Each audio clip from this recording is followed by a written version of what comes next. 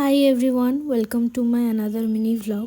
তো দিনটা ছিল 28শে ডিসেম্বর, আর সেই দিন আমাদের বাড়িতে ছিল একটা ছোট্টখাট্ট সেলিব্রেশনটা অ্যাকচুয়ালি কেন ছিল সেটা তোমরা আরেকটু পরেই জানতে পারবে। তার আগে দেখে নাও the youngest and the eldest member of our family. আর দেখো তার আগে স্টার্টারে একটু ড্রাই চিলি চিকেন আর কফি খেয়ে নিলাম। এটা হচ্ছে অনেকগুলো একসাথে মিলে আজকে একটা গেট টুগেদার।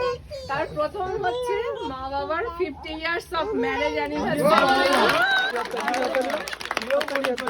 দ্বিতীয় অ্যানাউন্সমেন্ট হচ্ছে আমার মেয়ে এমবিবিএস এর চান্স পেয়েছে।